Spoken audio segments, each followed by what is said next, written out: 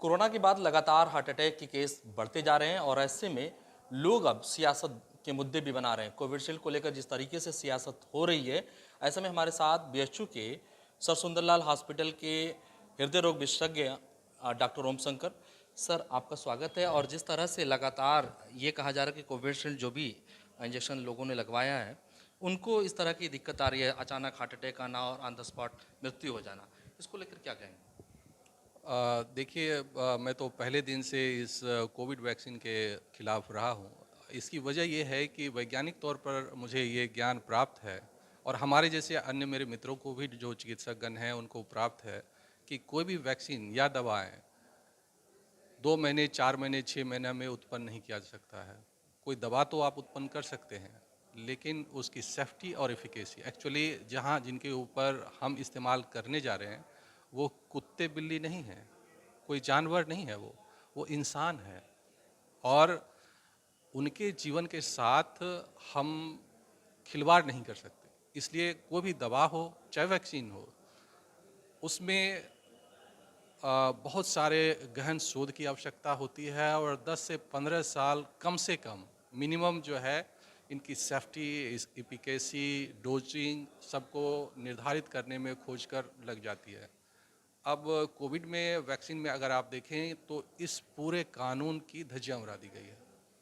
एक और जो बहुत ही महत्वपूर्ण काम, महत्वपूर्ण जो असत्य है जो आम लोगों में प्रचारित किया गया वैक्सीन के बनाने वाले निर्माताओं और पूरी दुनिया की सरकारों द्वारा, वो ये था कि वैक्सीन कोविड इन्फेक्शन को रोकता है, जो कि बिल्कुल ही गलत है। कोई भी आज तक दुनिया में कोविड वैक्सीन नहीं पैदा लिया जो कोविड के इन्फेक्शन को रोकता है। उनकी मारक क्षमता को कम करता है, ये उनका जो दावा है। वो कहाँ तक सत्य है उसको भी हम बृहद पैमाने पर रिसर्च के बाद ही स्थापित कर सकते थे।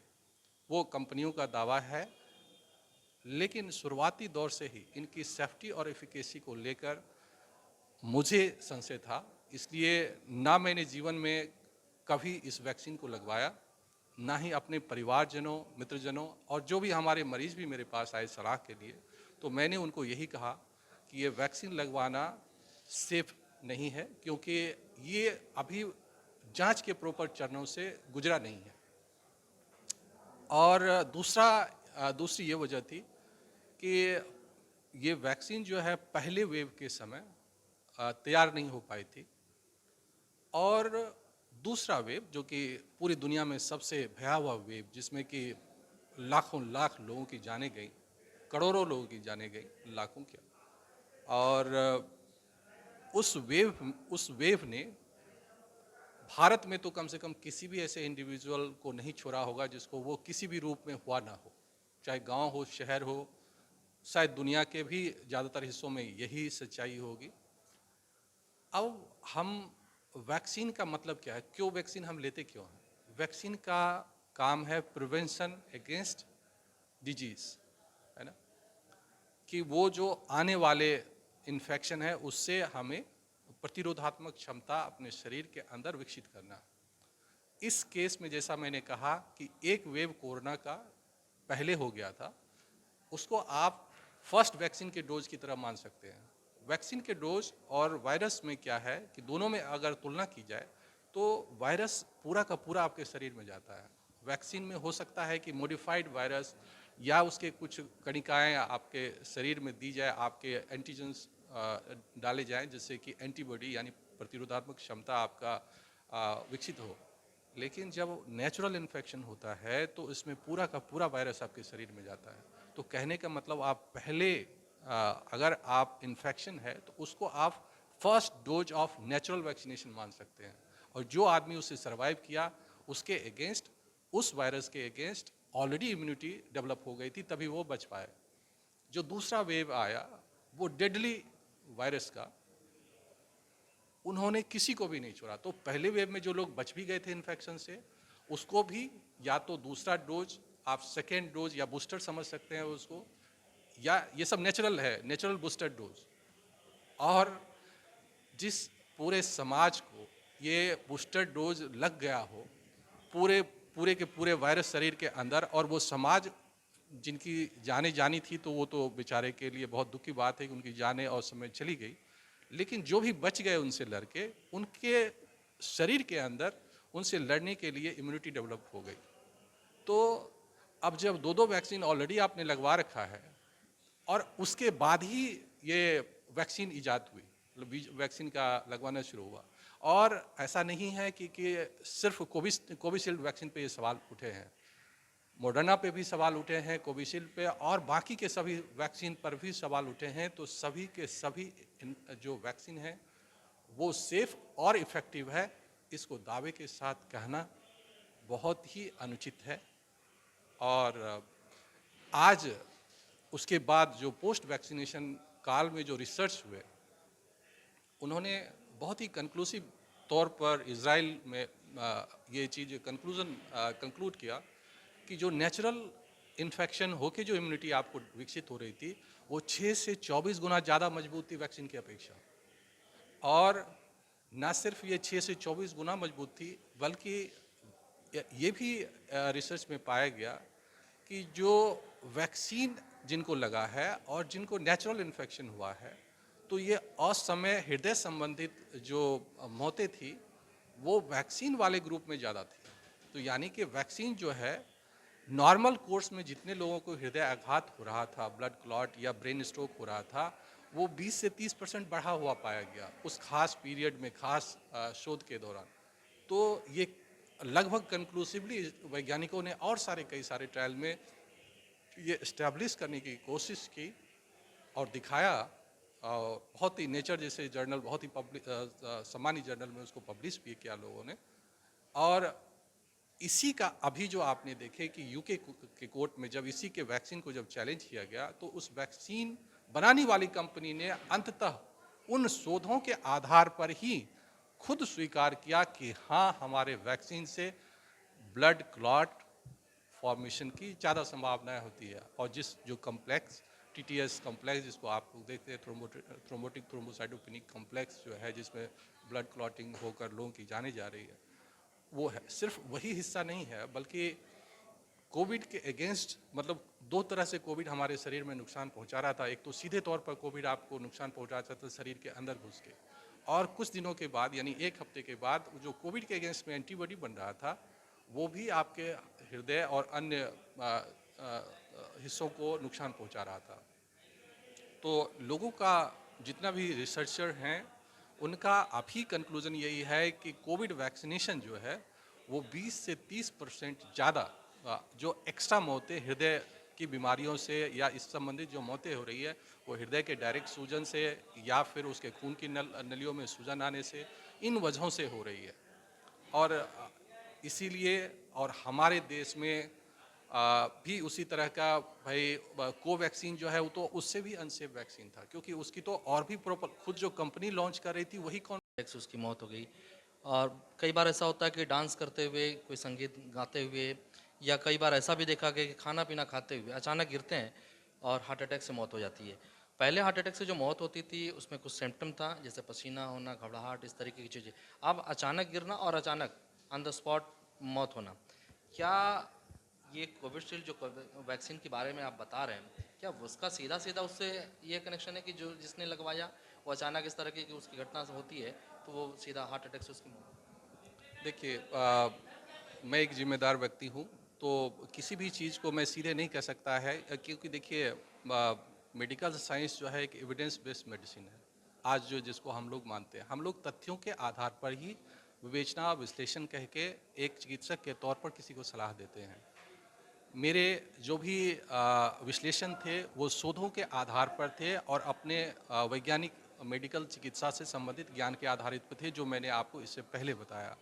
वर्तमान केस में ये कोई पहला मसला नहीं है। आप देखेंगे कि कोविड के बाद से इसमें बहुत तेज़ी से इजाफा हुआ है, और जो हार्ट अटैक की जो घटनाएं हो रही है ये यंग इंडिविजुअल में ज़्यादा हो रहा है।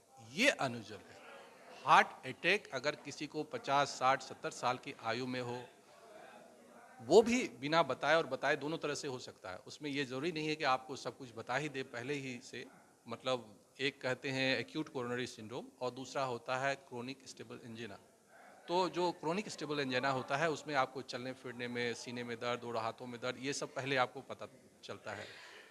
दूसरा जो ग्रुप होता है वो होता है एक्यूट कोरोनरी सिंड्रोम। इसमें क्या होता है, हार्ट की नलियों के अंदर कहीं भी जो आपके पास क्लासिकल रिस्क फैक्टर है, जैसे diabetes, blood pressure, cholesterol, smoking, मोटापा, ये सब अगर आपके पास है तो ऐसे मरीजों में जो कि 50-60 साल से आयु के ज़्यादा वर्ग के लोग हैं, ज़्यादातर लोगों में ऐसी चीज़ें पाई जाती थी और अचानक से उसमें भी 1/3 जो है सडन कार्डियक डेथ हो सकता है। लेकिन असली मसला है एज का डिफरेंस। ये जिस आयु वर्ग में हो रहा है, जिस लड़कियों में हो रहा है, लड़कों में हो रहा है, ये सब का दुष्परिणाम, ये 12 साल तक के बच्चों को जो हमने वैक्सीनेशन लगा दिया है, ऐसा प्रतीत होता है कि विदेश में जो शोध हुए हैं उसी तरह का दुष्प्रभाव शायद हमारे देश में भी हो रहा है।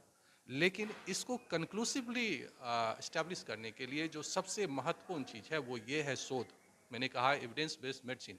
मैं आज कन्विक्शन के साथ नहीं कह रहा हूँ, मैं सिर्फ संभावनाएं जता सकता हूँ कि दुनिया में जो शोध हुए हैं और जो यहाँ के पैटर्न हैं वो अलग हैं। मतलब ये कोरोनरी आर्टरी डिजीज़ का पैटर्न नहीं है, हार्ट अटैक के नॉर्मल की पैटर्न नहीं है, ये एबनॉर्मल पैटर्न हो रहा है। तो अब ये हार्ट में सूजन की वजह से या हृदय की गति अनियमित हो जाने से हो रही है या खून के थक्के जमने से हो रहा है, ये क्या हो रहा है ये हम आज कंक्लूसिवली नहीं कह सकते।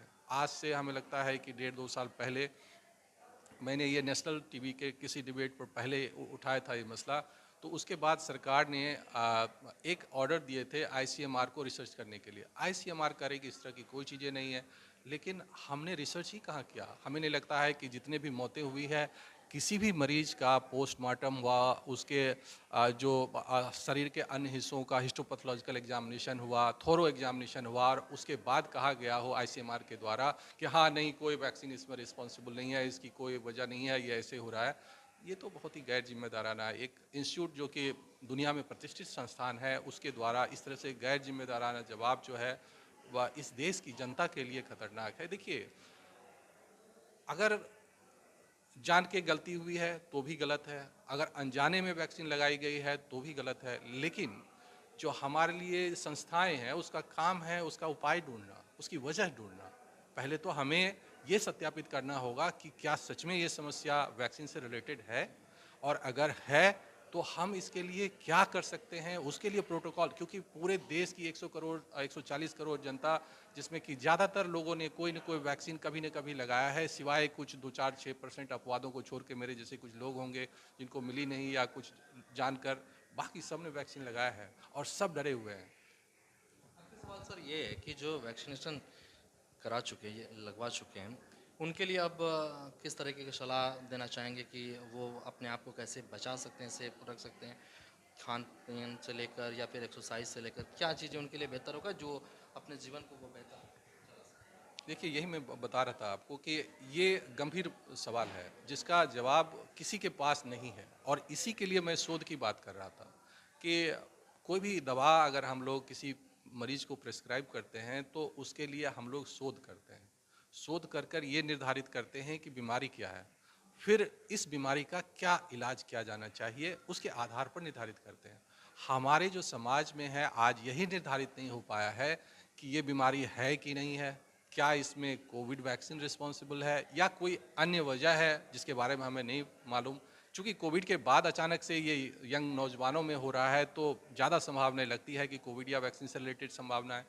इस पर शोध किया जाना है। हर वो डेथ जो अननेचुरल है उसका पोस्टमार्टम करना है, उससे कारण को ढूंढना है। अगर हमको कारण पता चल जाता है तो फिर उसके निवारण की तरफ हम लोग जा सकते हैं। सरकार इस विषय में बहुत ही पहले वैक्सीन के लॉन्च करने के समय में गंभीर नहीं थी और संवेदनशील नहीं थी, और आज भी गंभीर और संवेदनशील नहीं है। ये बहुत ही गंभीर मसला है। इस देश के 140 करोड़ आबादी के हर वो व्यक्ति है, वो मतलब राजनीति इसमें बिल्कुल नहीं लाए, इसमें किसी तरह की कोई राजनीति नहीं है। सरकार का ये दायित्व है कि चाहे कोई भी सरकार हो, अभी की सरकार हो या आने वाली सरकार हो, उसकी जिम्मेदारी है कि वो इस देश के नागरिकों के स्वस्थ रहने के लिए जो भी संभव हो सके वो किया जाना चाहिए। तो शोध किया जाना चाहिए, फिर उसके लिए ऐसे मरीज जो आपने कहा किसको दवाएं दें, बहुत मुश्किल है ना। 140 करोड़ आबादी में क्या सबको कोई दवा खिला दें, ये प्रैक्टिकली संभव नहीं है। तो हमको आइडेंटिफाई करना होगा कि कौन कौन लोग हाईएस्ट रिस्क ग्रुप है, उसके मार्कर क्या हम लोग ढूंढ सकते हैं जिससे हम पता कर लें कि कौन व्यक्ति हाईएस्ट रिस्क पर इस तरह के घटनाओं के लिए। ये सब रिसर्च जब तक हम लोग नहीं करते हैं, large scale nation wide research, तब तक किसी के भी द्वारा, चाहे मेरे द्वारा हो या किसी के द्वारा भी हो, वो सलाह उचित नहीं है। अब बात ये होती है कि क्या प्रिकॉशंस लें। प्रिकॉशंस में देखिए, एक ज़्यादातर लोग देखिए कि अब आपको लगता होगा कि कई सारी घटनाएं ऐसी हुई है जो ऑलरेडी हेल्दी लाइफस्टाइल को जी रहे थे और अपने आप से वो स्वस्थ, जैसे रोज़ वो जिम कर रहे हैं, खान पान में परहेज कर रहे हैं, तो उनको ऐसे हार्ट अचानक से, और यंग बच्चे और युवा हैं, तो इनको अचानक से होनी नहीं चाहिए थी। लेकिन अगर हो रही है तो वजह तो ढूंढनी होगी कि आखिर वजह क्या है, और इनके लिए पूरी एक कमेटी बनानी चाहिए। हर राष्ट्रीय स्तर पर और क्षेत्रीय स्तर पर रिसर्च सेंटर इसके लिए इस्टेब्लिश करना चाहिए, और इसमें फंड, डेडिकेटेड फंड एलोकेशन होना चाहिए, और उसमें रिसर्च किया जाना चाहिए, और कारण ढूंढना चाहिए, और कारण के निवारण का रास्ता ढूंढना चाहिए। क्योंकि जब तक हम लोग या टारगेट ग्रुप को आइडेंटिफाई नहीं करेंगे, हम मास लेवल पे कोई भी दवा नहीं दे सकते हैं। वो पता चला जान बचाने के बदला जानलेवा हो गया। अगर आप कुछ जो परहेज करने की बात है, तो वो ये है कि एक तो कॉमन चीज़ें होता है कार्डियोपल्मोनरी रिससिटेशन। ये मैं, आप लोग चूँकि ये नेशनल टीवी में आप दिखाएंगे, तो मैं ये निवेदन करता हूँ सरकार को कि ये कार्डियोपल्मोनरी रिससिटेशन की ट्रेनिंग जो है इस देश में टीचिंग में इनकॉर्पोरेट करना चाहिए, और जितने भी हमारे पब्लिक सर्वेंट हैं या पब्लिक ऑफिस में काम करते हैं, उन लोगों को इसकी ट्रेनिंग दी जानी चाहिए। जितने भी टीचर्स हैं स्कूल के या बच्चों को, मतलब बचपन से ही ये करने के लिए जाऊँ, बस इससे समाज और देश का बहुत बड़ा नुकसान हो रहा है। और मेरा मानना है कि पूरे देश में युद्ध स्तर पर अगले 5 साल में कम से कम 50 डेडिकेटेड कार्डियक सेंटर खोले जाने चाहिए, जिसमें बेड की संख्या जो है मिनिमम 250 होनी चाहिए। डेडिकेटेड का मतलब है कि वो सिर्फ कार्डियोलॉजी, जैसे कैंसर इंस्टीट्यूट आप खोल लें, वैसे कार्डियक इंस्टीट्यूट पूरे में खुलना चाहिए, पूरे देश में, और आबादी को ध्यान देकर खुलना चाहिए, प्रोपोर्शनेट टू पॉपुलेशन। और उसमें से एक तो बनारस में भी खुलना चाहिए, बीएचयू के अंदर बाहर जहाँ भी वो खोलना चाहें। कम से कम 250 बेड के अस्पताल होने चाहिए। अगले 5 सालों में 5 मतलब 10-10 जितने भी बजट प्रेजेंट करें, हर बजट में कम से कम 10-10 जो है वो होना चाहिए। उसके बाद स्वास्थ्य के जो मौलिक अधिकार हैं, वो देखिए, हमको अगर समृद्ध राष्ट्र बनना है तो उसके लिए 2 चीज़ों पर बहुत महत्वपूर्ण रूप से काम करना है। चूँकि आज चुनाव का भी समय है, इसलिए मैं इस बिंदु को भी उठा दे रहा हूँ, क्योंकि स्वास्थ्य और शिक्षा के मौलिक अधिकार जब तक आपके देश के हर व्यक्ति को उपलब्ध नहीं होगा, चाहे गरीब हो या अमीर, हर व्यक्ति टैक्स पेयर है। गलत ये इन्फॉर्मेशन या धारणाएं, अवधारणाएं हैं कि गरीब आदमी टैक्स पेयर नहीं होता, क्योंकि जब भी आप कोई सामान खरीदते हैं तो आप टैक्स पे करते हैं, और टैक्स जो है हमेशा हर आदमी टैक्स पेयर है। तो इसलिए अगर हम स्वास्थ्य और शिक्षा के मौलिक अधिकार अगर नहीं देते हैं, तो हमारा समाज कभी विकसित समाज नहीं बनेगा। तो स्वास्थ्य के मौलिक अधिकार को पक्ष और विपक्ष दोनों को इस चुनाव में कम से कम मुद्दा बनाना चाहिए। कांग्रेस ने अभी इसको राजस्थान में लागू किया है, और आने वाली सरकार से उम्मीद करूंगा कि वो पूरे देश में स्वास्थ्य के मौलिक अधिकार सबसे पहले लागू करे, ताकि न सिर्फ कार्डियक समस्याएं, और उसमें बजट दें कि 6,000-7,000 करोड़ न देके कम से कम 1 लाख करोड़ का बजट एलोकेट करें, ताकि हमारा देश, हमारा समाज और हम लोग मजबूत, स्वस्थ और स्वस्थ बने और अपने समाज को आगे ले जा पाएँ। धन्यवाद सर बात करने के लिए। ये थे डॉक्टर ओम शंकर जी, जिनका साफ कहना है कि सरकार को इस पर रिसर्च करने की ज़रूरत है। वाराणसी से जमील अहमद, इंडिया न्यूज़।